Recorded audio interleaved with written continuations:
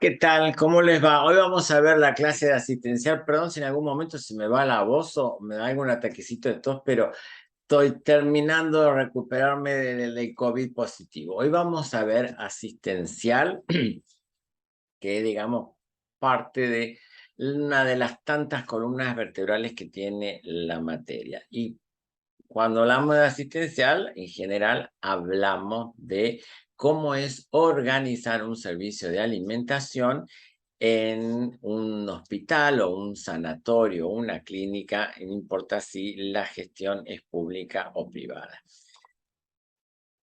Y lo primero vamos a hablar cómo está conformado este sistema de salud que tenemos nosotros en la Argentina, que es bastante complejo, eh, bastante único a nivel internacional, porque nosotros tenemos copias de distintos modelos y a su vez le hemos hecho particularidades nuestras, con lo que hace que no sea muy fácil de entender, pero vamos a tratar de ir aclarando un poquito. El sistema de salud en la República Argentina está conformado por tres subsectores. Un subsector público, que a su vez está conformado en función a el tipo de financiación y administración que tiene en un subsistema estatal, un subsistema provincial o municipal, dependiendo de si el efector de salud, ya sea el hospital o el centro de salud, depende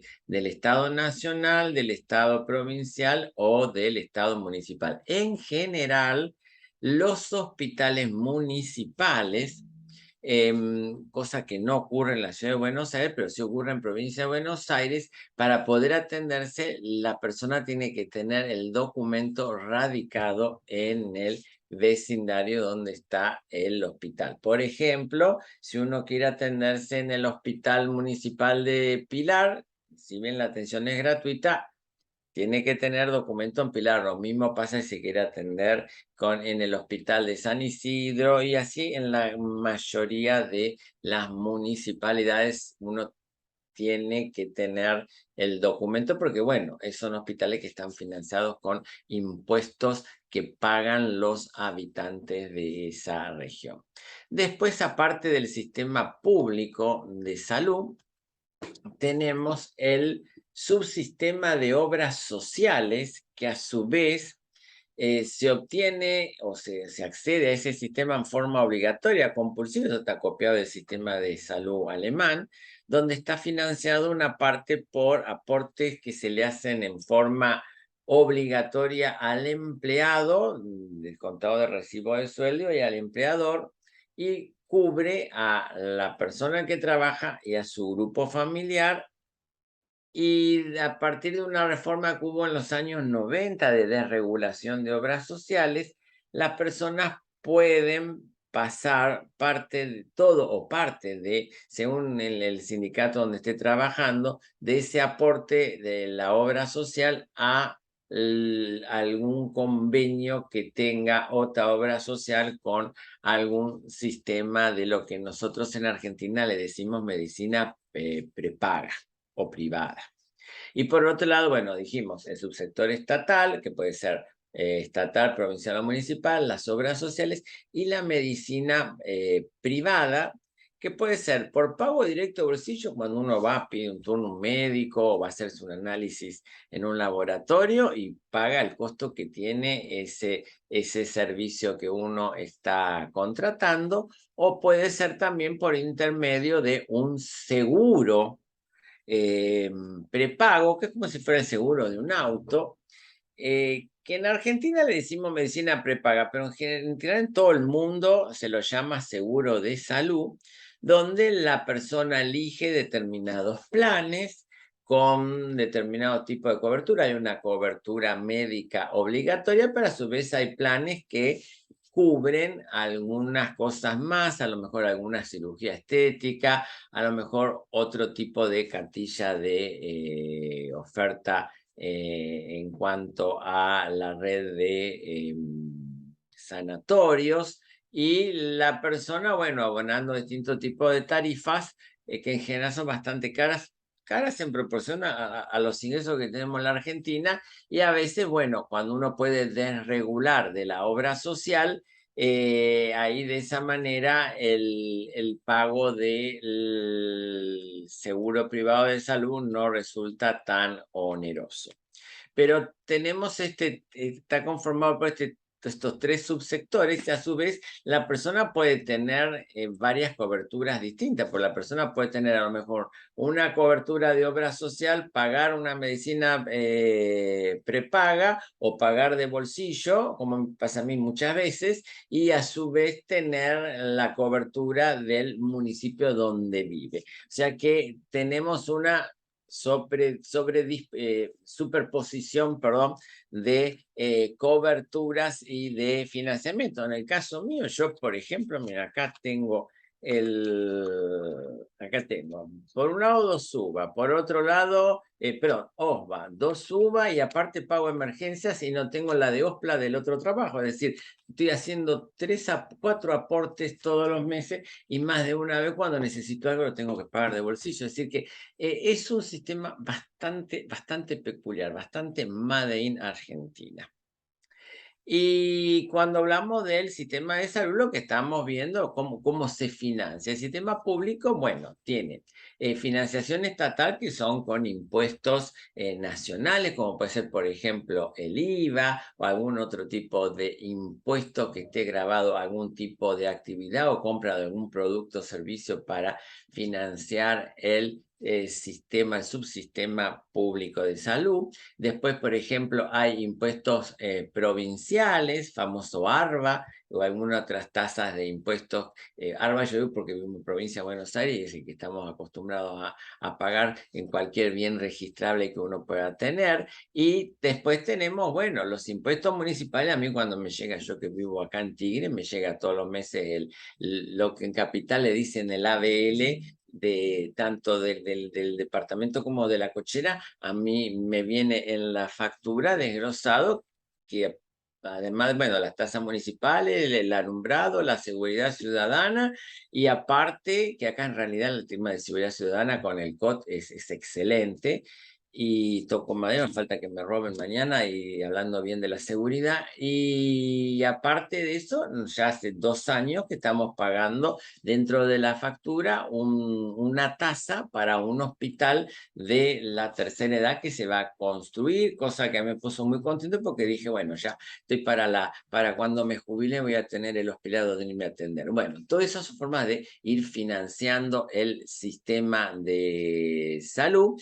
y también el hospital público está autorizado a cobrar las prestaciones a las obras sociales, a la medicina prepaga. ¿Esto qué quiere decir? Por ejemplo, una persona que va y se atiende por una emergencia o por cualquier motivo que sea a un hospital público, la persona no paga nada de bolsillo, pero ese hospital público le puede cobrar esa prestación a la medicina prepaga o a la obra social y de esa manera va financiando y obteniendo recursos para poder seguir funcionando porque sostener un hospital, un efector de salud no es nada barato. De hecho, ustedes, esto ha sido histórico, sobre todo en provincia de Buenos Aires, que va el presidente, el gobernador a inaugurar, por ejemplo, hospitales, que viene el cura, corta la cinta, lo bendice y ponen 2 o 3 camas, algún aparato como para que la gente vea que se inauguró un hospital y después cuando terminó la inauguración se llevan la cama, los aparatos, se van y el hospital queda cerrado. Es decir,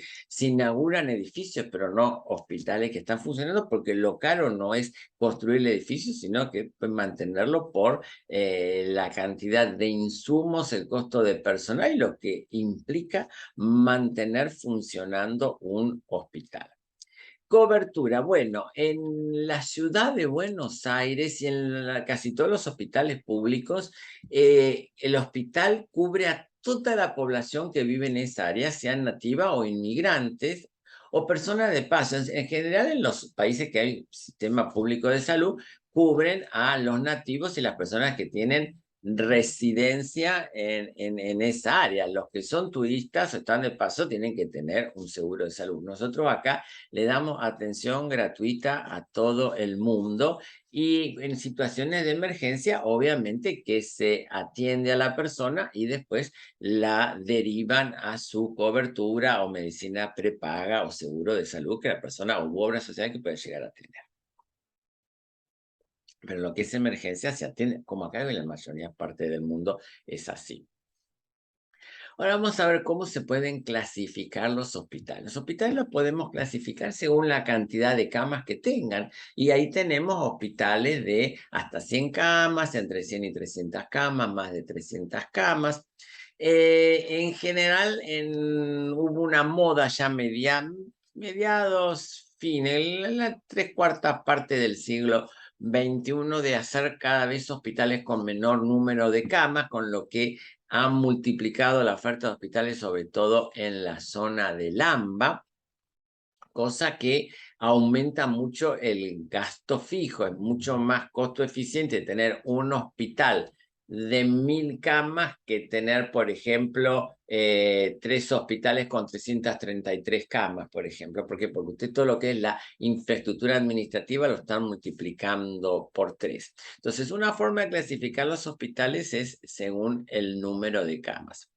Y otra manera es clasificarlos según la especialidad. Y ahí tenemos, por ejemplo, hospitales de agudos y hospitales de crónicos. Esta clasificación de agudo o crónico es en función al tiempo de estadía que está el paciente en el hospital. En los hospitales de agudos, en general, el promedio de estadía se supone en promedio que no es de más de 10 días. Obviamente que a veces hay patologías que hacen que la persona tenga que estar mucho más de 10 días y otros que tienen que estar menos de 10 días, pero en general el promedio da 10 días en hospitales públicos y en los lugares privados en general el promedio de estadía es de 2 días. ¿Por qué? Porque en los hospitales privados, en los sanatorios, se cuida mucho más y se analiza mucho más el costo. En el ámbito público se cree que como es gratis, que no tiene costo, entonces no importa. Hago interno una persona, la hago ocupar una cama, después vemos cuando la operan. Mientras tanto, la persona está ocupando una cama, consumiendo insumos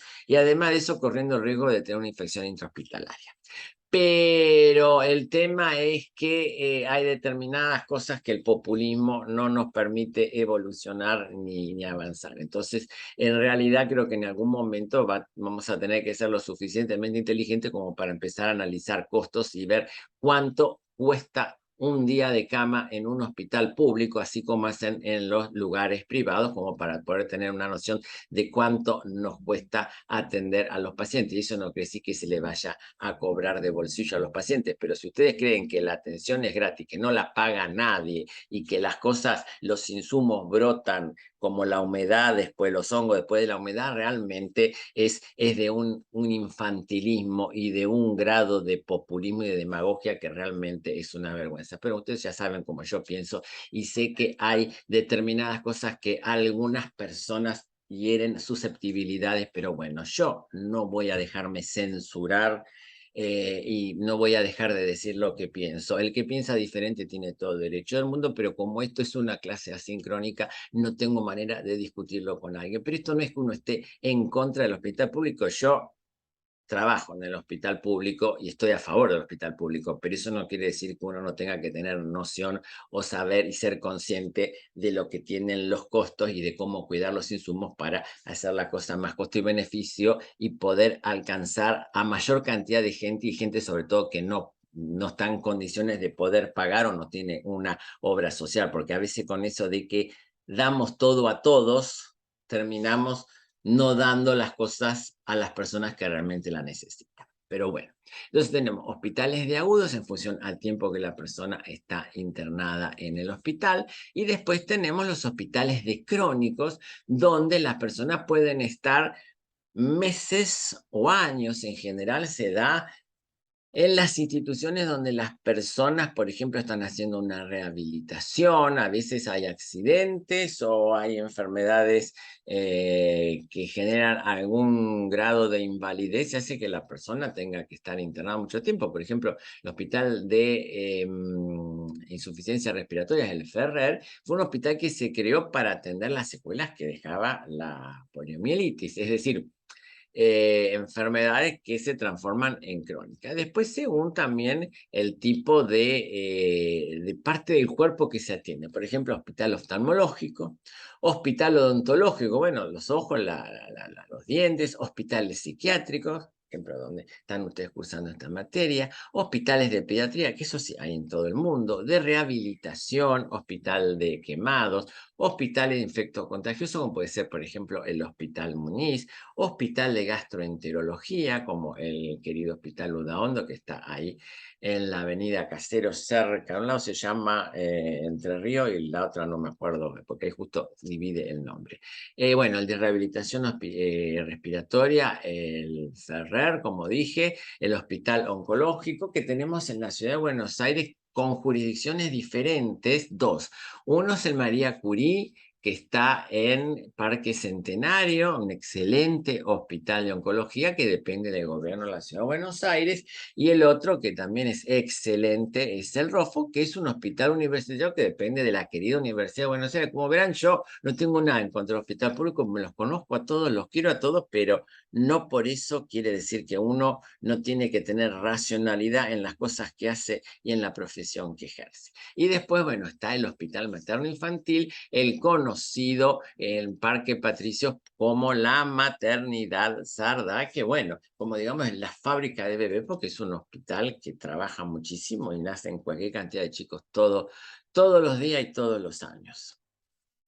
Y según el diseño arquitectónico, los hospitales pueden ser clasificados, por ejemplo, como hospital pabellonado u hospital estilo francés, que eran el diseño que se le hacía a los viejos hospitales, y la mayoría de los hospitales públicos de la ciudad de Buenos Aires son de estilo francés, como puede ser, por ejemplo, el Hospital Alvear, el Hospital Pirovano, el Hospital Ramos Mejía, el Hospital Tornú, el hospital francés, bueno, que ahora es un hospital de PAMI que hasta que le cambiaron el nombre, el hospital británico, es decir, se hacían distintos pabellones donde cada pabellón era autónomo en proporción al otro pabellón. Es decir, no había contacto, era una forma un poco de ver la medicina y de tratar las enfermedades. Entonces había varios pabellones en un predio, que en general era un predio parquizado, muy grande, y donde terminaba ese predio se hacía una muralla, un murallón, típico murallón de hospital que, por ejemplo, cuando empezó a darle más énfasis a lo que es la atención primaria de la salud, se le decía actividad extramuros, y como si el hospital fuera una fortaleza, una cosa feudal, y donde estaba la muralla que separaba a la población del hospital. Bueno, por suerte, hoy en día ese concepto ya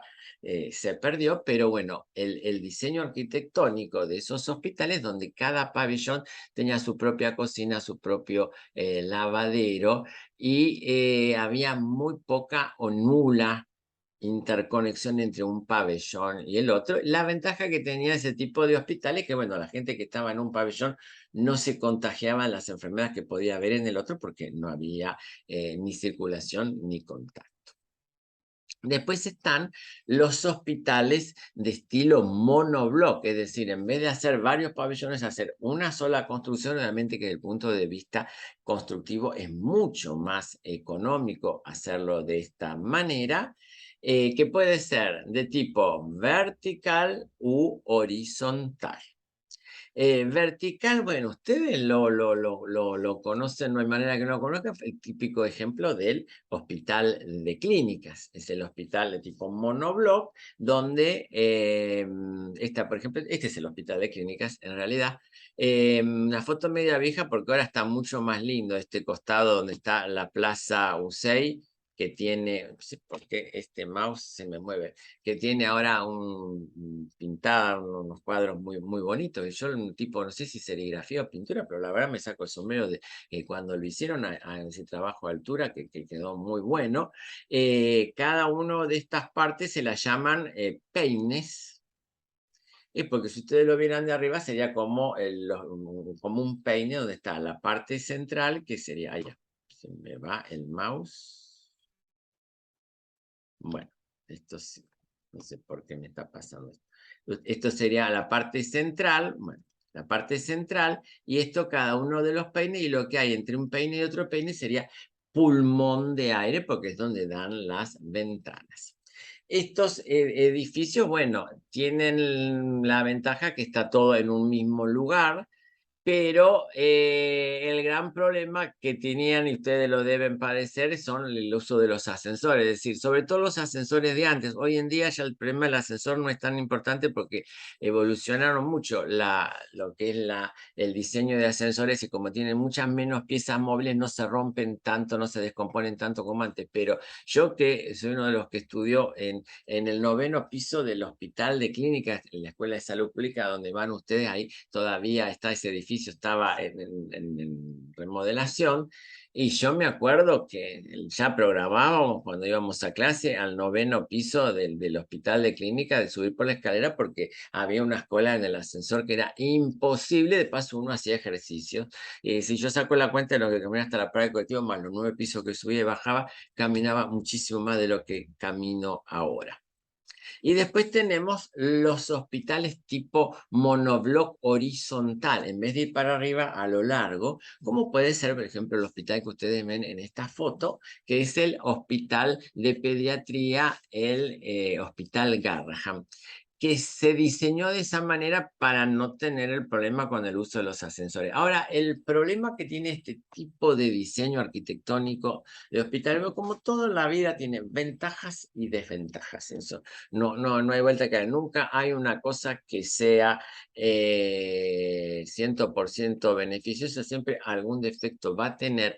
El problema que tenían o que tienen el hospital de tipo monobloc horizontal es que es más complicado la distribución del oxígeno medicinal. Entonces hay que poner más de una estación de oxígeno, porque el oxígeno fluye mejor cuando uno tiene la estación de oxígeno. ¿Vieron esos tubos grandes que uno ve en la planta baja en los hospitales? Y el oxígeno va hacia arriba. En cambio, esto, como tiene que ir en forma horizontal, hay que poner más de una estación, con lo que hace que el tema de un insumo tan básico como es el oxígeno medicinal sea más caro. Así que tendrán menos problemas de ascensores, pero tienen problema de lo que es la distribución de un insumo tan básico como es el oxígeno medicinal. O sea que, como todo, nunca una cosa sirve para todo.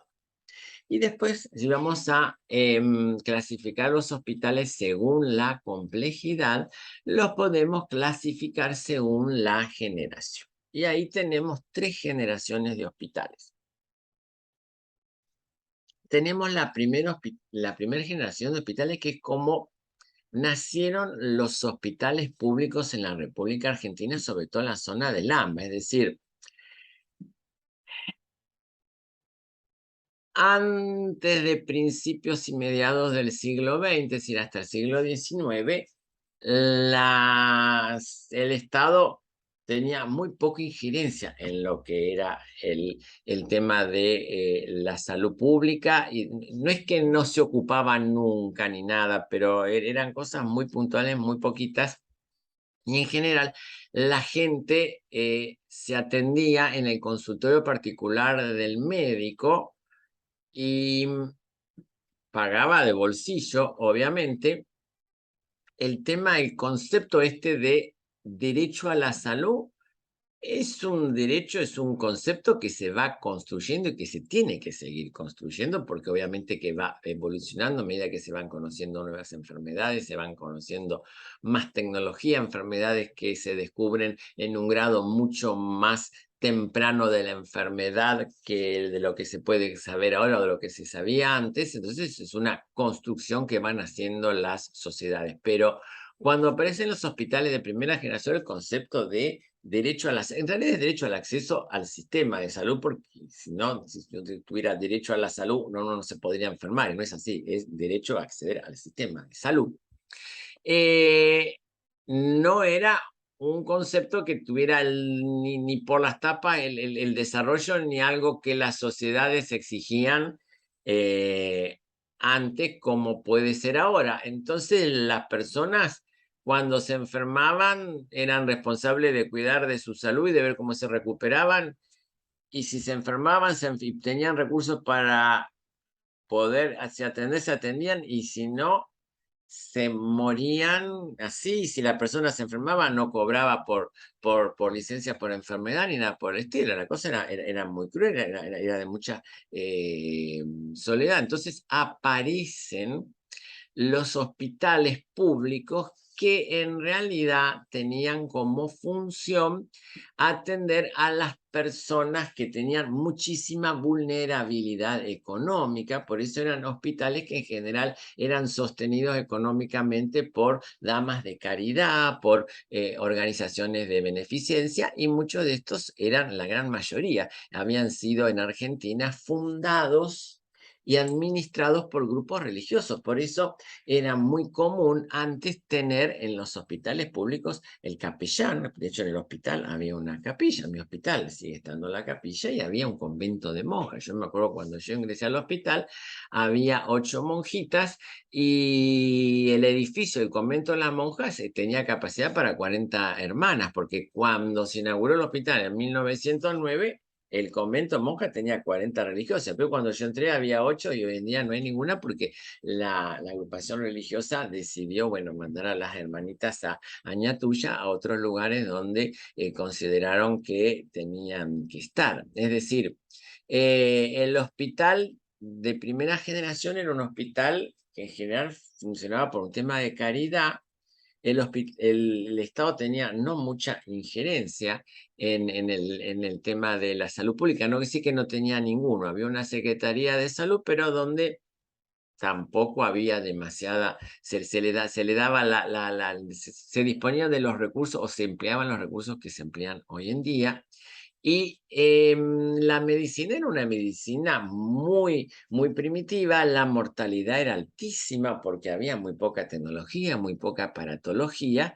Entonces, bueno, muchas de las personas que se iban a atender, la tasa de mortalidad era muy alta, y muchos se quedaban porque eran personas que no tenían dónde vivir. Entonces se curaban y no tenían a dónde ir a vivir, y muchos se quedaban, y ahí aparecen los auxiliares de enfermería, es decir, de mucha gente que no tenía recursos y aprendía en forma empírica a cuidar a otros pacientes. Bueno, esto funcionó desde principios de cuando se empezó a formar la colonia hasta, digamos, más o menos finales del siglo XIX, y ahí cuando empieza a haber ya un perfil más industrial en el país, la cosa empieza a cambiar, empieza a haber medicina privada ya con un poco más de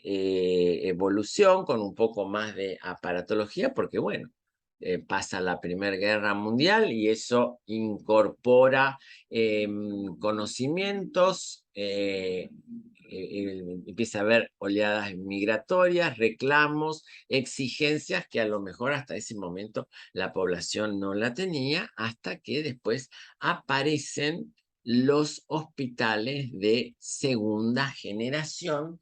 Acá ustedes tienen la foto, una foto típica de hospital de segunda generación, como es el Hospital Posadas, que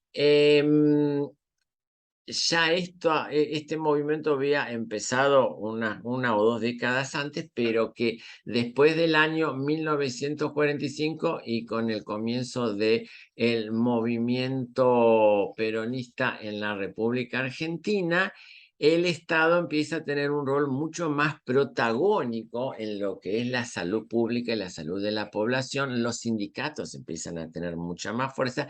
El país empieza a continuar un proceso de industrialización que ya había empezado antes, pero que ahora se agudiza mucho más, y hay un traslado de la población de las áreas rurales a las urbanas, con mucha más énfasis, y oleadas migratorias que venían de gente que se venían a refugiar como consecuencia de la guerra que se estaba desarrollando y que había terminado en Europa. El país también estaba exportando muchísimas materias primas y estaba recibiendo una cantidad muy importante de divisas, entonces había recursos y había la intención política de desarrollar una salud pública y de invertir dinero en la salud que administraciones anteriores no tenían. Y esto sumado a que el general Perón puso como primero secretario de salud, después ministro de salud, porque él pasa la secretaría a Ministerio de Salud, al doctor Ramón Carrillo, que era uno de los mejores sanitaristas que tuvo la República Argentina, y por qué no decir del continente americano. Yo los invito a que, si tienen la posibilidad de leer algo escrito por el doctor Ramón Carrillo, lo lean, porque van a ver que parece algo escrito mañana, ¿no? Esto está escrito hace varias décadas, donde, bueno, nunca en la República Argentina se construyeron tantos hospitales como se construyeron en esa época, hospitales que no tenían nada que ver con los hospitales de primera generación, donde acá aparece la cocina central. Pues la cocina central ya te la teníamos más o menos 10 años antes, el laboratorio central, es decir, y empiezan a aparecer con mucha fuerza las especialidades básicas, las especialidades duras en la medicina, es decir, empieza a incorporarse una cantidad de aparatología, especialidades que antes no se tomaban muy en cuenta, por ejemplo, el servicio de alimentación manejado por nutricionistas, kinesiología, rayos, terapia intensiva, con lo que muchas enfermedades que antes no se podían tratar, hoy en día, en esa época, perdón, no hoy en día, se podían tratar porque ya se tenía la aparatología como para poder atenderlo. Y aparece en este momento en los hospitales de segunda generación lo que es la administración hospitalaria. Fíjese que hasta ese momento los hospitales se manejaban más o menos como a uno se le ocurría. No, la administración no era estudiada por las personas que estaban a cargo de administrar los hospitales. Y de hecho, la única profesión que tiene una materia como ASA, que es administración o gestión, como la quieran llamar, de servicios de alimentación, es nutrición. Las demás carreras mal llamadas paramédicas, yo tampoco no sé bien qué otro nombre ponerle, no tienen una materia similar a esta, cuando tendrían que tenerla, porque administración no es solo para servicios de alimentación, o sea que los únicos que tienen ese valor agregado son las personas que estudian la carrera de licenciatura en nutrición. Y ese es un valor agregado que yo creo que la mayoría de los egresados y los estudiantes desconocen. No porque yo esté dando esta materia, pero bueno, lo tengo que decir. Obviamente que en la segunda generación de hospitales se empieza a afianzar mucho más el concepto y la construcción del derecho a la salud, acceder al sistema de salud. Cambia la formación de la población de una población rural a mucho más urbana y encima con la mezcla de personas de distintas culturas, de distintos lugares del mundo. Y se complejiza mucho más la atención, pero aumenta mucho más la expectativa de vida y enfermedades que antes no se podían tratar, hoy en día, en esa época ya se podían empezar a tratar. Esto en la década del 60 más o menos se estabiliza. A fines del 60 el gobierno del general ay, se me fue de la cabeza, Onganía, del general Onganía, le da mucho poder y el manejo de las obras sociales a los sindicatos, con lo que los sindicatos consiguen mucho más poder económico. Esto fue un pacto que tenían hecho los militares con los sindicatos para poder continuar en el poder, pero aún así, a pesar de eso, igual ocurrió el Rodrigazo. Y bueno, y todas las demás cosas que yo no voy a dar una clase de historia acá, pero sí que está influenciado por el tema de salud. Pero en los años 60, lo que es la oferta de salud pública se ordena y aumenta mucho la oferta de medicina privada, es decir, empiezan a aparecer los grandes sanatorios. Ya teníamos antes sanatorios comunales, por ejemplo, el Hospital Británico, el Hospital Gallego, el Hospital Español, el Hospital Alemán, el Hospital Sirio-Libanés, pero a su vez que eran hospitales formados, el Hospital Italiano, por comunidades, pero además de eso, también ofertas de otro tipo de sanatorios, hospitales privados que eran fundados por médicos que se juntaban, 2 o 3 médicos, y construían un sanatorio y daban una cobertura de medicina privada. Y en la década del 60 aparece la familia Barón, construye un edificio que sigue siendo hoy en día un ejemplo de lo que es construcción, un edificio de muy bien hecho, muy bien planificado, como es el Sanatorio Güemes, que tuvo la primer servicio de medicina prepaga, que se llamaba AMSA, en la República Argentina. Es decir, por un lado fueron las obras sociales, que los sindicatos empezaron a tener sus propios sanatorios, por ejemplo, el sindicato de los metalúrgicos, de los textiles, etcétera, los hospitales públicos y a su vez la medicina privada. Todo esto, bueno, también en armonía con un país que más o menos iba creciendo económicamente. Esto se estabiliza y se ordena más o menos en la década del 60, y después nos viene la tercera generación de hospitales que son un poco producto de consecuencia de varias cosas. La primera y la segunda generación de hospitales son consecuencia de la Primera y la Segunda Guerra Mundial. Y la tercera generación de hospitales es un poco producto de la Guerra Fría, de toda la tecnología que se desarrolló gracias a los viajes espaciales, que el viaje espacial no fue más que la pelea entre el bloque del este y oeste, lo que era la vieja Unión Soviética y Estados Unidos, cuando el presidente Kennedy dijo: antes de que termine la década del 60 vamos a poner un americano en la luna. Y toda esa tecnología que se tuvo que desarrollar para poder poner una persona tres personas en realidad, en el espacio, después se incorporó en distintas cosas. Esta computadora que yo estoy usando es producto de la tecnología que se desarrolló en esa época y quizás un poquito antes. Pero también lo que ocurre en la década del 70, más o menos años 72-73, es una crisis petrolera. Es decir, cuando la OPEP, la Organización de Países Productores de Petróleo, aumenta el valor del barril de petróleo, de que costaba menos de $1 a $10. Hoy en día, $10 un barril de petróleo sería un precio muy barato, pero para esa época era un aumento en porcentaje altísimo, con lo que origina una crisis energética y un cambio de paradigma, sobre todo en los países desarrollados, y a nosotros también nos tocó, de cambio en lo que es la producción de bienes. Es decir, los bienes empiezan a dejar de producirse en los países centrales para ir a producirse en la zona del Asia, famoso, que empiezan las cosas Made in China, Made in Japón, Made in Singapur, Made in Corea,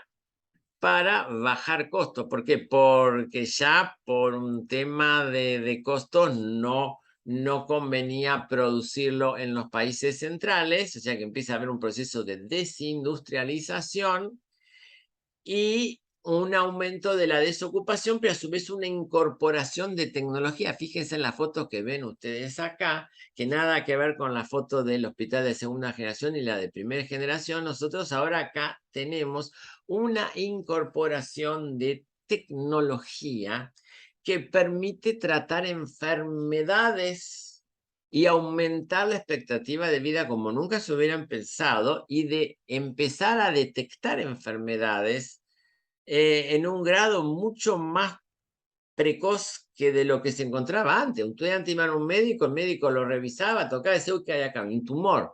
Ahora le hacen un estudio, le escanean, le pasan un resonador magnético o donde sea, y empiezan a ver desde una célula que se está empezando a formar un tumor y le empiezan a hacer un tratamiento desde antes de que el tumor tenga el desarrollo como para que sea visto o palpable por otros medios, con lo que la atención es mucho más precoz y la posibilidad de recuperarse es mucho más grande, de hacer cirugías, por ejemplo, intrauterinas en bebés que todavía no nacieron y ya le hacen cirugía, es decir, es un mundo en el punto de vista de salud maravilloso en cuanto a la prevención y en cuanto a la detección precoz de enfermedades, pero esto origina, es un mundo maravilloso para las personas y los países que tienen los recursos para poder sustentar esta tecnología. ¿Por qué? Porque a su vez tenemos una tecnología maravillosa, pero crisis económicas,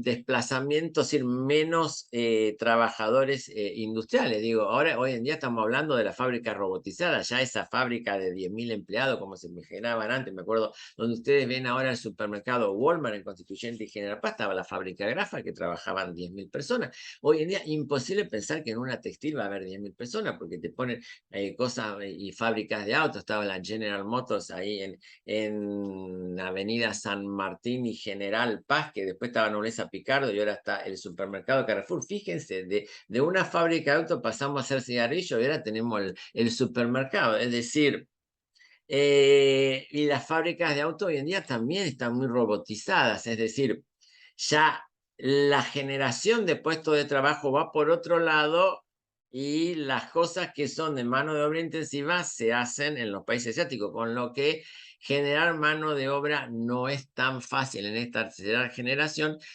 y lo que se genera es muy buena expectativa de vida, pero un aumento en los costos de salud explosivos que no cualquier sociedad está en condiciones de poder eh, subvencionar o poder sustentar económicamente esta tercera generación de hospitales que, vuelvo a repetir, para los que pueden acceder a esta tecnología son noticias maravillosas porque uno detecta problemas antes de tener cualquier tipo de manifestación clínica.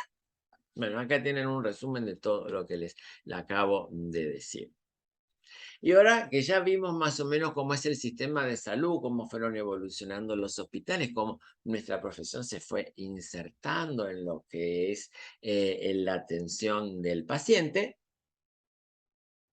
vamos a ver cómo o qué definición tiene un servicio de alimentación y decimos que es un organismo técnico administrativo. ¿Por qué decimos que es técnico? Porque utiliza las ciencias de la alimentación, de la nutrición, todo lo que ustedes estudian nutrición normal en dietoterapia, para poder alimentar a los pacientes y poder acompañar con la alimentación el tratamiento, por medio de la dietoterapia, el tratamiento de las distintas patologías por las cuales son atendidas las personas.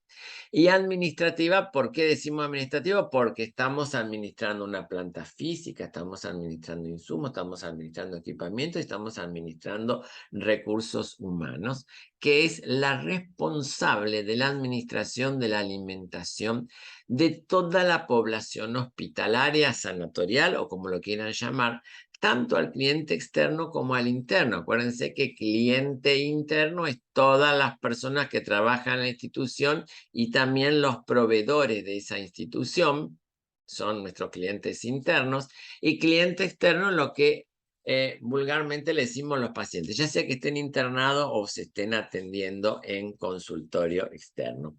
¿Y cómo lo va a hacer? Al costo que pueda soportar la institución. Es decir, nosotros no podemos armar un servicio de alimentación distinto a los recursos que la institución tiene. Es decir, podemos tener muy lindas aspiraciones, pero nosotros tenemos una realidad económica, una cantidad de recursos que nosotros tenemos que ver y adaptarnos en función a los recursos que tiene esa organización, esa institución donde nosotros estamos trabajando, independientemente de que sea pública o privada. ¿Y qué tiene que hacer? Tiene que tratar de solucionar los problemas alimentarios que detecte. En el área programática, cuando hablamos de área programática, sería el área de influencia de que tiene ese hospital, y hacer o realizar prevención constante por medio de esto que ustedes ya lo habrán cursado, lo estarán por cursar, lo que es la famosa educación nutricional o educación alimentaria, o como se quiera llamar hoy en día. ¿Cuáles son las misiones que tiene un servicio de alimentación? Y es promover un buen estado nutricional a la población asistida, tratando de mejorar la calidad de vida de los mismos. Esa es la misión.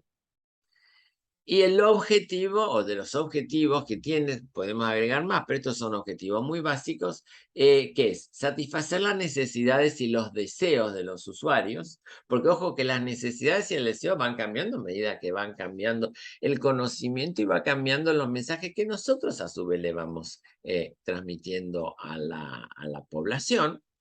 Funcionar adecuadamente en cualquier ambiente socioeconómico, porque nosotros tenemos que funcionar también en un hospital con pocos recursos, como puede estar en Añatuya, y si están en un sanatorio en Recoleta, con todos los recursos económicos, también tiene que funcionar bien. Es decir, independientemente del ambiente socioeconómico, el servicio tiene que funcionar bien. Obviamente que vamos a adecuarlos a los recursos que tenemos y nos tenemos que adaptar a los cambios de los gustos y necesidades de los usuarios, porque los gustos van cambiando. La gente, hay cosas que hoy en día no las acepta y que reclama, hay cosas que antes a lo mejor no las aceptaba, porque van cambiando los gustos de la población. Eso no es algo estático, más con la difusión que hay de los medios de comunicación. Nos tenemos que adaptar a las condiciones socioeconómicas, sobre todo con los vaivenes que tiene la Argentina y con los procesos inflacionarios que a mí yo ya perdí la cuenta de cuántos me ha tocado vivir. Y obviamente que cuando hablamos de proceso inflacionario, insumos tan básicos como el alimento, que son lo que más nosotros usamos en un servicio de alimentación,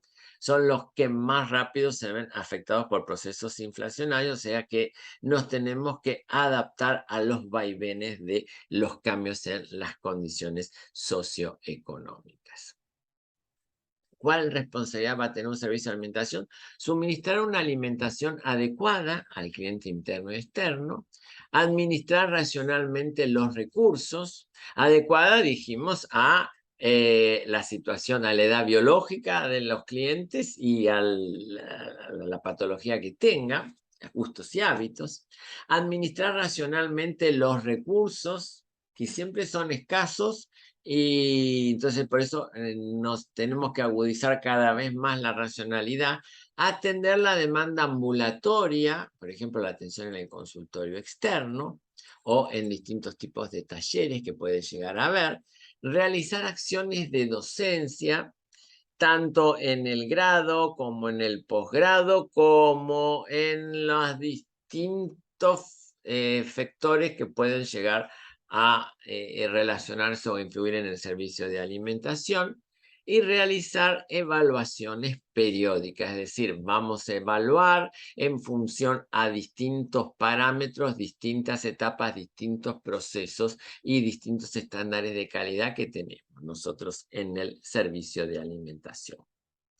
Y tenemos como funciones las técnico-administrativas, que es utilizar la ciencia de la nutrición para poder brindar una alimentación suficiente, completa, armónica y adecuada a la patología del paciente, administrar esos recursos.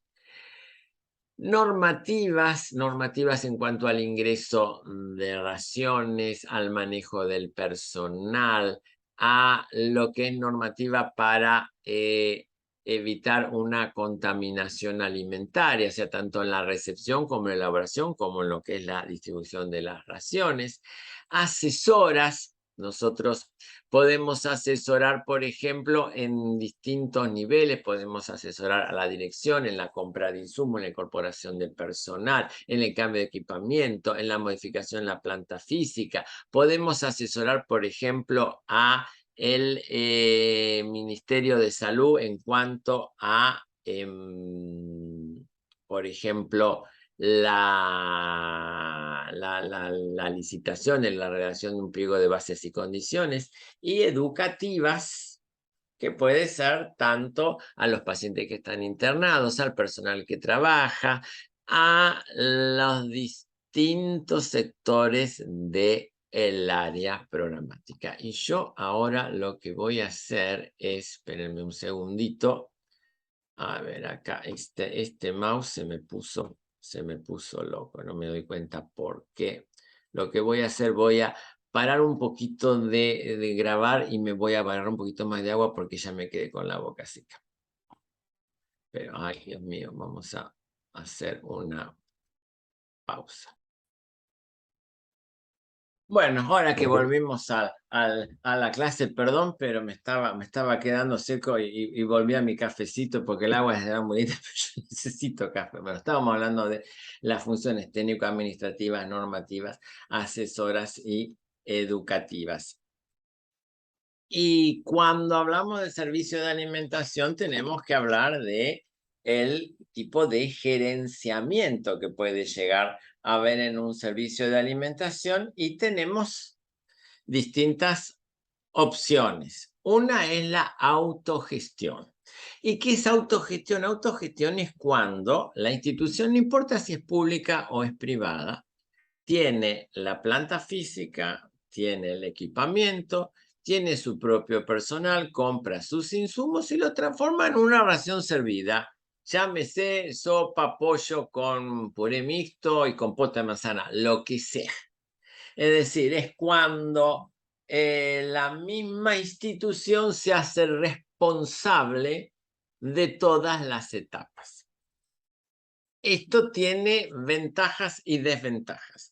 En el ámbito privado, la autogestión, yo no tengo duda que sale mucho más barato que la tercerización. En el ámbito público es al revés. ¿Por qué?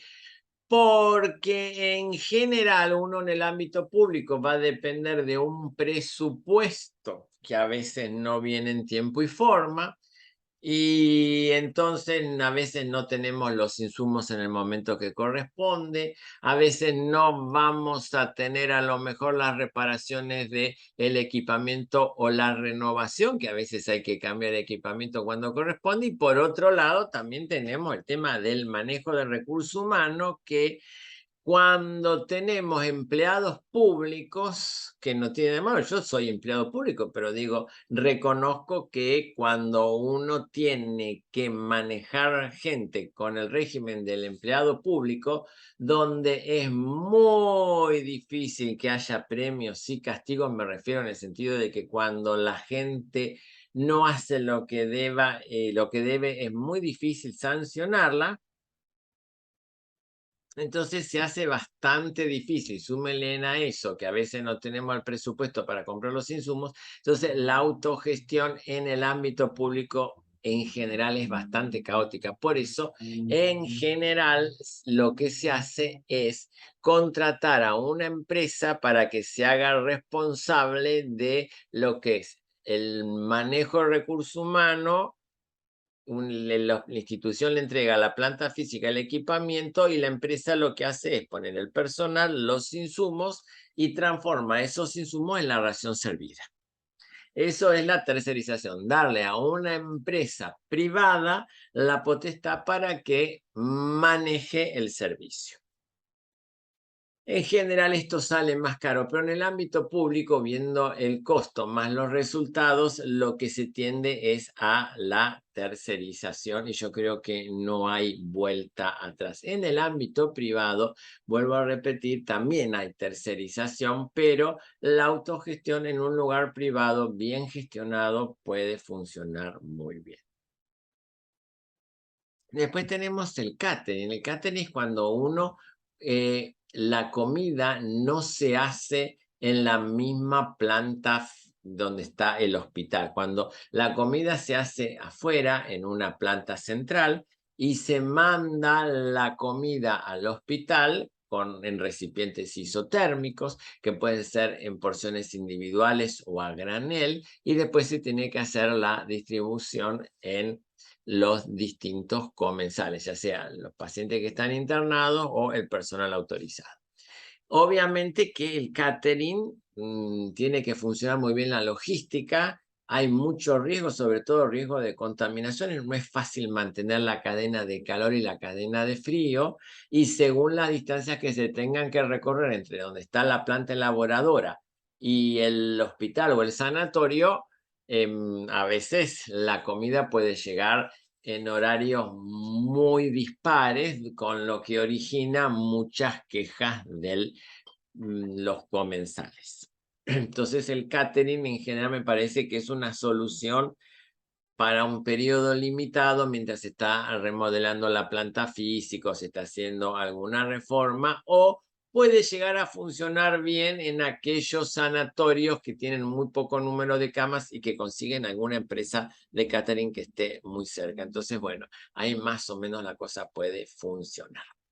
Después tenemos la tercerización de insumos, y esto fue algo que se ideó en la época del presidente Alfonsín, cuando el país entró en la hiperinflación.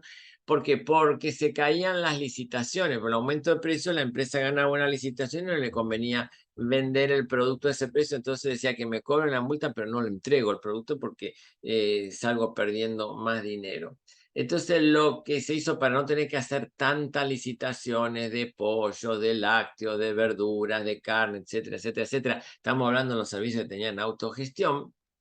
Lo que se hizo fue hacer tercerización de insumos, es decir, contratar a una sola empresa y que esa empresa brinde todos los insumos que uno necesita. Esto es como si ustedes dijeran, en vez de ir al almacén, en vez de ir al supermercado, a la carnicería y a la verdulería, agarro, compro todo en un solo lugar. Lo más probable es que vayan a pagar más caro, porque vieron que ustedes tienen en la segunda unidad 70% esta semana en un supermercado, la otra semana lo tienen en el otro. A veces tienen más barata la naranja en el Carrefour, a veces están más barata en la verdulería. Si uno, para más o menos hacer una economía, muy difícil comprar todo en un solo negocio, pero obviamente que pierde mucho tiempo. Imagínense en un periodo de inflación que se caen las licitaciones, se caen los oferentes. Entonces, bueno, lo que se decidió fue contratar a una sola empresa que provea los insumos. Y eso más o menos funcionó hasta que dejó de funcionar y después se decidió tercerizar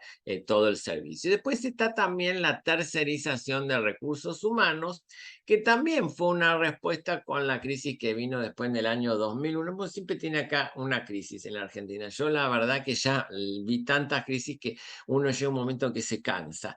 Tercerización de recursos humanos es cuando se contrata a una empresa para que provea el personal, como si fuera una agencia de empleo. Es decir, la institución lo que va a tener es la planta física, el equipamiento, los insumos, pero no va a tener el personal dependiendo de sí mismo, sino que contrata a como si fuera una agencia de empleo para que provea al recurso humano. Y eso sirvió un tiempo, después terminó saliendo más caro que la tercerización. Por eso, por lo menos en Ciudad de Buenos Aires, todos los servicios están tercerizados. ¿Cuáles son los menús básicos que figuran en el pliego de bases y condiciones de gobierno de la Ciudad de Buenos Aires? Bueno, tenemos, acá se le pone R1, pero se le podría haber puesto cualquier otro número, pero el que se usa es este. El régimen 1, que es el régimen general, que es para personas que no necesitan ninguna modificación en su plan alimentario para adaptarlo a ninguna patología ni nada por el estilo. Después está el régimen 2, que son todos líquidos, que en general se hace para probar tolerancia después de un postoperatorio.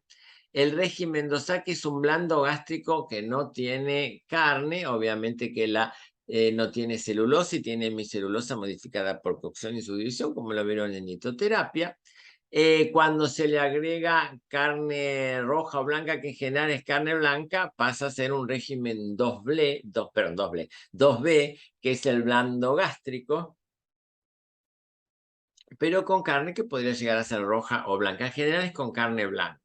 Después tenemos el régimen 3, que es el hepatoprotector, el 4, que es el blando gástrico intestinal, y el 5, que es el hipocalórico, Y a veces también se puede llegar a utilizar para los pacientes diabéticos.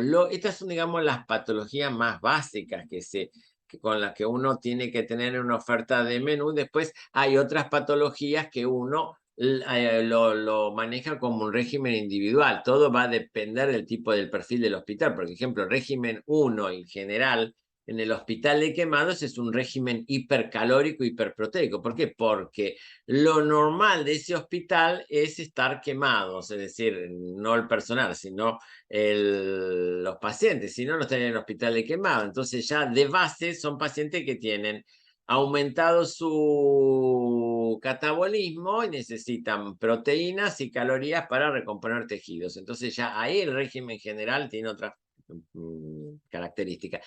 En el hospital de trabajo yo el régimen general tiene que estar adaptado al no uso de cuchillo de metal por una cuestión de seguridad del paciente y que no haya ningún tipo de accidente. Entonces, el régimen general ya tiene una consistencia blanda, es decir, según el perfil del hospital, este régimen 1 puede llegar a tener ya del vamos alguna modificación. Obviamente que todo esto tenemos la opción con o sin sal. En mi hospital, por el tipo de paciente, tenemos la opción, además de con o sin sal, con fibras aumentadas, porque tenemos un hospital que en general los pacientes se constipan mucho, y nosotros tenemos ya desde hace muchísimos años el régimen general vegetariano y el régimen hipocalórico vegetariano. Lo tenemos antes de toda la moda de vegano, vegetariano y todas estas historias que están apareciendo, porque siempre tuvimos alta demanda de este tipo de regímenes, entonces nosotros siempre ya lo pusimos del principio y lo que sí tenemos ahora porque la demanda de los pacientes, tenemos muchos pacientes vegetarianos nosotros, en sus distintas modalidades, estricto, ovo vegetariano, ovo lacto vegetariano, etcétera, etcétera, etcétera. Eso lo tuvimos ya desde que yo ingresé al hospital, hace más de 30 años, pero lo que sí tenemos en estos últimos años es un aumento de la demanda de dietas vegetarianas y dieta vegetariana hipocalórica por parte del personal autorizado. Sí, tenemos mucha más gente vegetariana autorizada que lo que teníamos antes. No autorizado a ser vegetariano, sino personal autorizado que es vegetariano. Entonces nosotros ya lo tenemos en el mosaico de menú, pero el vegetariano y el vegetariano hipocalórico, porque que hay gente que piensa, hago una dieta vegetariana porque quiero bajar de peso. No, uno pasa una dieta vegetariana no es para bajar de peso, es una dieta vegetariana. Ahora, si es un vegetariano que necesita bajar de peso, se le hace la reducción calórica como corresponde. Bueno, eso ustedes ya lo ven en otras materias. En los mosaicos en general hacemos menús cíclicos con 8 listas o más. En el caso de mi hospital usamos 9 en vez de 8, pero en la mayoría de los hospitales hacen menú cíclico de 8 y en los de crónicos de 15 porque el paciente está más tiempo internado. Hay un mosaico de invierno, un mosaico de verano. En general, el mosaico de invierno empieza en mayo y el de verano empieza en noviembre en general. Que uno, bueno, lo va adaptando de acuerdo al perfil del paciente y a la realidad de la planta física y del equipamiento que uno tiene. Bueno, la cantidad de menú, de listas de menú, como les dije, funciona el tiempo de que el paciente está en la estadía en el hospital. En el caso nuestro, si bien es de emergencias psiquiátricas, pero están mucho más tiempo que en un hospital de agudos. Y el menú no se puede hacer si no se adapta a la realidad de la planta física, del equipamiento y del recurso humano, que cada vez en gastronomía el tema del recurso humano es más complicado. La gente, hay como una emigración del personal gastronómico, cada vez es más difícil conseguir personal, la gente se enferma, el porcentaje de accidentes que tenemos es muy alto. Y entonces cuando se nos enferman y con el COVID, que teníamos que tener a gente aislada, la tenemos, pero todavía digo, yo me he tenido que aislar porque di COVID positivo, implica que estamos mucho tiempo y muy seguido en situaciones de emergencia. ¿Con quiénes va a tener servicio y comunicación el servicio de alimentación directo? Bueno, con el área médica. Nosotros tenemos que trabajar con los médicos en las distintas especialidades para ver cómo evolucionamos los planes de alimentación, cómo le vamos a ir evolucionando esa alimentación al paciente. Con enfermería, a ver, el médico viene, recorre la sala con el equipo de salud, miran los análisis, hacen los atendidos, todo muy lindo, pero el que está todo el tiempo al lado del cañón es el personal de enfermería. Y es nuestro mejor aliado que podemos tener. Nunca se lleven mal con el personal de enfermería, porque enfermería el que le va a pasar la data correcta, por más que la gente escriba cosas en la historia clínica, todos esos detalles que a veces se escapan de escribir en la historia clínica, enfermería lo sabe, porque aparte está todo el tiempo con el paciente.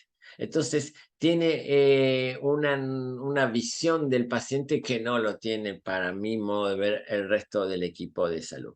Servicio social, sobre todo con los pacientes que están en vulnerabilidad económica. Nosotros tenemos al paciente, él va a atender moneda en el alta y después lo seguimos en el consultorio externo, pero por ejemplo en el caso del hospital nuestro, a veces muchos pacientes en situación de vulnerabilidad económica. Bueno, servicio social nos debería o nos ayuda según las veces, en ver de qué manera podemos orientar al paciente para que busque algún plan, sobre todo en aquellos pacientes que no tienen los recursos económicos como para poder cumplir con una alimentación como corresponde. Con estadística, bueno, nuestra comunicación es más que directa, pues nosotros somos generadores de muchos datos que la Oficina de Estadística necesita, insumos, consumos de distintas raciones. Y bueno, nosotros generamos mucha estadística, atención en el consultorio externo, con la oficina de compra, porque aunque tengamos servicios tercerizados, siempre hay insumos que necesitamos comprar, con personal fundamental. Mantenimiento, pues siempre algo se rompe, la empresa de limpieza, y ni les digo cuando estábamos en plena pandemia con el famoso, los protocolos para evitar la propagación del COVID, y bueno, muchas cosas que se hicieron que eran lógicas y algunas cosas que se hicieron que se desconocían bien cómo era el mecanismo de transmisión de la enfermedad. Recursos humanos que vamos a tener, servicio de alimentación que vamos a tener, al personal profesional que son los licenciados en nutrición, que tenemos el nutricionista en cargo de conducción, el jefe de servicio, el jefe de área de producción, el jefe de lactario. Obviamente que va a depender el tipo de hospital si tiene o no tiene lactario, ¿no? Y en la empresa privada vamos a tener el nutricionista de supervisor de la empresa de catering. Y después tenemos los licenciados de nutrición con funciones de ejecución, que son los nutricionistas que hacen la recorrida de sala, los que tienen consultorio externo, los residentes, el nutricionista de la empresa contratante en los servicios tercerizados, y los que tienen, por ejemplo, el lactario, el técnico en esterilización para todo el tratamiento que se le hace a los biberones y a las distintas fórmulas infantiles que se le dan a los bebés. Y después tenemos el personal no profesional. Tenemos los cocineros, los ayudantes de cocina, despensero, ayudante de despensa, camarero, auxiliar de alimentación, peón de limpieza, peón general.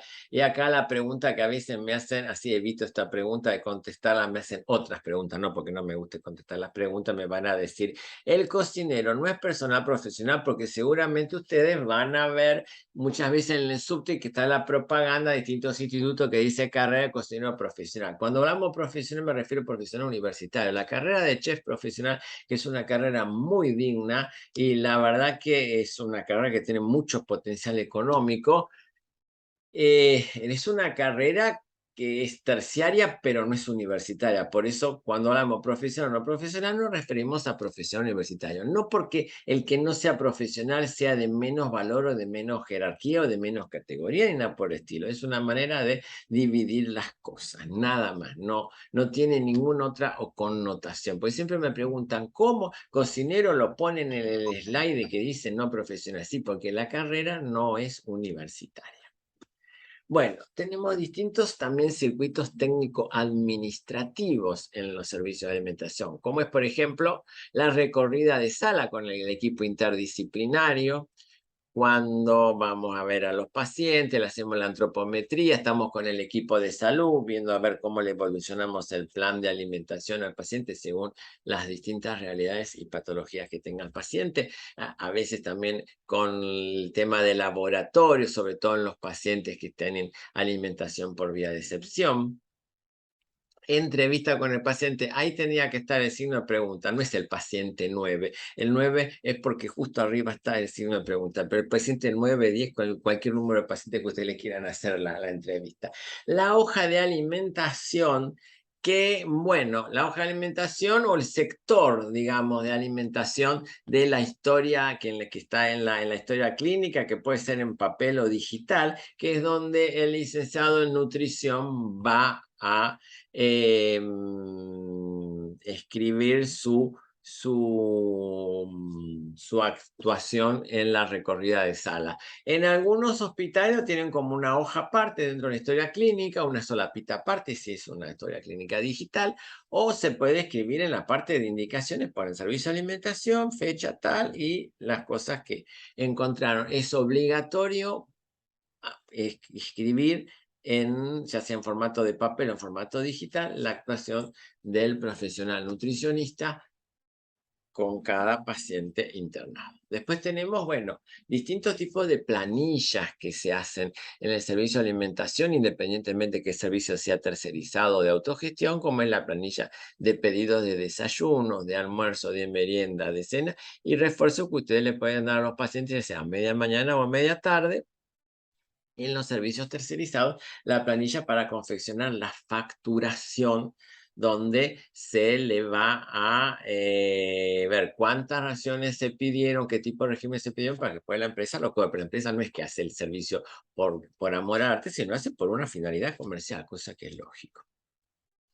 Después tenemos el plan de alimentación de alta, así cuando al paciente le dan el alta, el plan de alimentación para que después lo siga en su casa.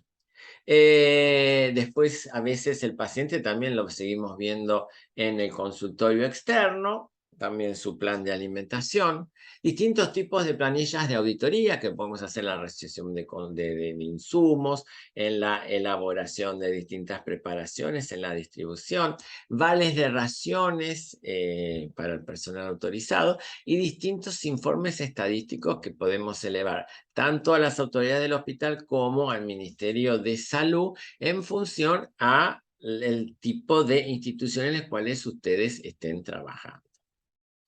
Cuando hablamos de la tarea docente, tenemos, bueno, universitarias de pregrado y postgrado. En realidad es grado, no es pregrado. No sé por qué le ponemos siempre pregrado. Es bueno, cuando ustedes están en el último año de la carrera, que van a hacer las prácticas al hospital. La educación alimentaria para el cliente interno, que es muy importante porque aparte nos ayuda a cumplimentar más nuestra función, o sea, tanto el cliente interno como el cliente externo. En el área programática, el área de influencia del hospital, a veces hay fábricas, colegios va a haber seguramente, donde muchas veces los nutricionistas van a esos lugares a dar charlas de educación alimentaria y capacitación al recurso humano no profesional, que eso, bueno, siempre lo tenemos que hacer y en época de COVID, la verdad, con el tema de las medidas de bioseguridad, pobre gente, los hemos mareado y los hemos abrumado de constantemente estar insistiéndole con toda esta norma. Y normas de bioseguridad que hay que tenerlas siempre, aunque no sea COVID, porque digo, COVID es una enfermedad que fue una pandemia y es todavía una pandemia. Yo soy uno de los víctimas de ella a nivel mundial, pero no es la única enfermedad que existe ni la única enfermedad que se pueda transmitir. Así que, bueno, lo que es norma de bioseguridad hay que tenerla siempre.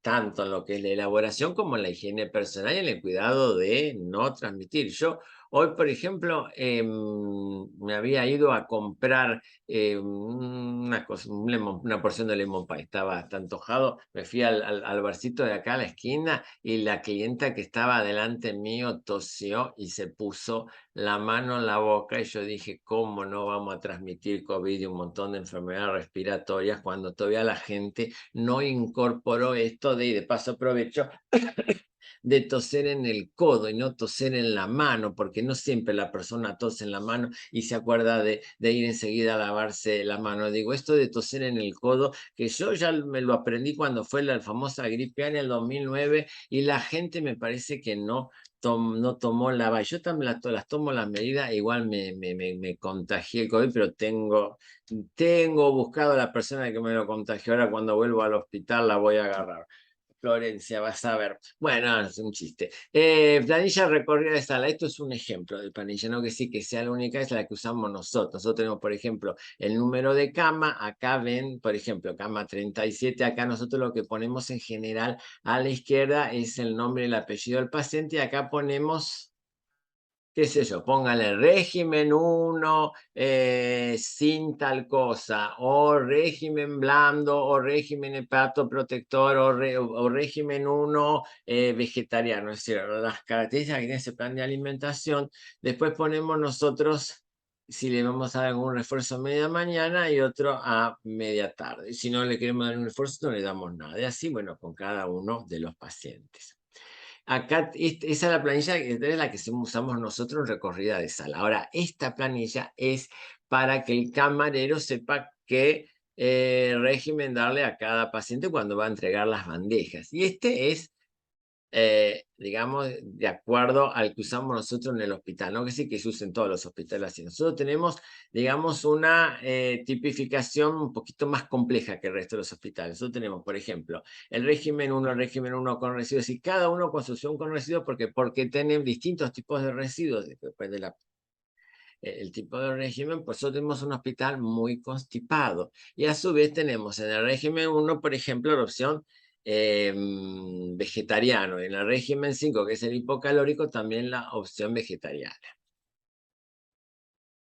Después acá tienen, bueno, modelo de merienda. En el caso del hospital nuestro, las meriendas es fija, es siempre igual. Entonces nosotros ya ahí ponemos los alimentos que se le entregan en el desayuno o en la merienda de los distintos regímenes.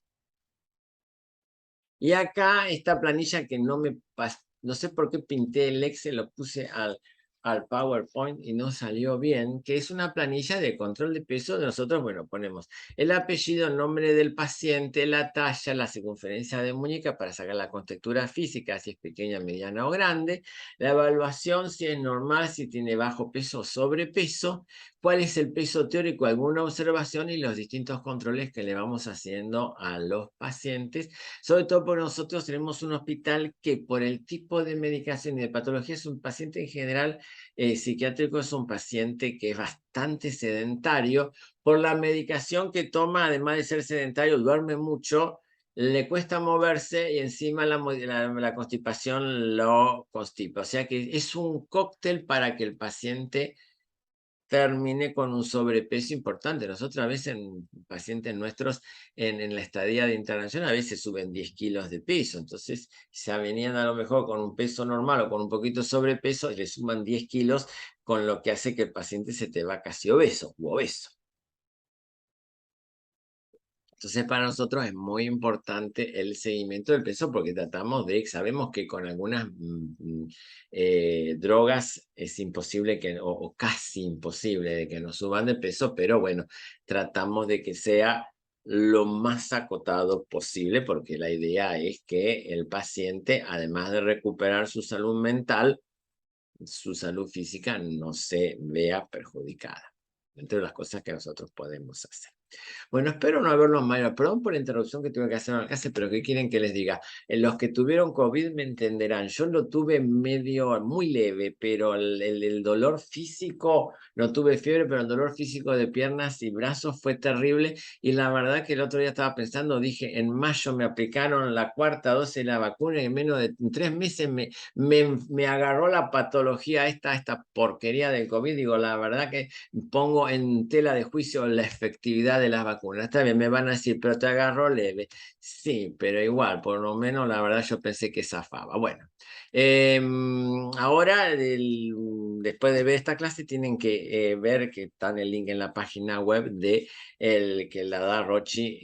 Rochi. Yo digo Rochi porque la conozco y trabaja conmigo y le decimos Rochi, pero ¿no? Es la licenciada Rocío Heredia de Sur, o sea que la mamá de Fabricio. Que les va a dar la charla de lactario. Y aparte, ella está amamantando a Fabricio, así que me parecía que era lo más lógico que lo diera ella. Bueno, gente, que tengan una buena semana. Hasta luego.